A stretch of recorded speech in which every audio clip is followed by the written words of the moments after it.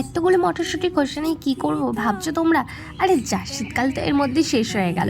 Welcome back to মৌমিতার একদিন channel. সবাই কেমন আছো? সেই দিন মা ছিল না বাড়িতে, মা না থাকাই বাড়িতে ব্রেনটা যেন আমার কিরমির করে, তাই মটরশুঁটির খোসা নিয়ে বসে পড়লাম রান্না করতে। প্রথমেই মটরশুঁটির খোসাগুলো থেকে আঁশ মতন একটা ছাল ছাড়িয়ে তারপর কড়াইতে সামান্য একটু তেল দিয়ে শুকনো লঙ্কা দুটো ভেজে নিলাম।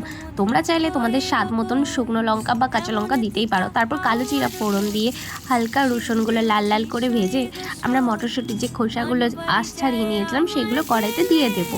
তারপর সামান্য একটু ভেজে নেবো, হ্যাঁ, যতক্ষণ না কাঁচা ভাবটা যায়। তারই মধ্যে আমি স্বাদ মতো নুন আর চিনি দিয়ে নেব। যতক্ষণ না পর্যন্ত নুন আর চিনিটা ভালোভাবে মিশে যাচ্ছে ততক্ষণ নাড়াচাড়া করে নেব। তারপর অমূল্য ভর্তার যে স্বাদ পাওয়া যায় তার জন্য শিলে ভালোভাবে পিষে নিতে হবে। আমি বরাবরই মিক্সির থেকে শিল পছন্দ করি, কারণ শিলের যে বাটলে যে টেস্ট সেটা কিন্তু মিক্সিতে কখনোই পাওয়া যায় না। ব্যাস, এবারে গরম ভাতে খাওয়ার পালা একদম রেডি। ওটা সেভ করে রাখো যদি পরের বারে তুমি বানাতে চাও।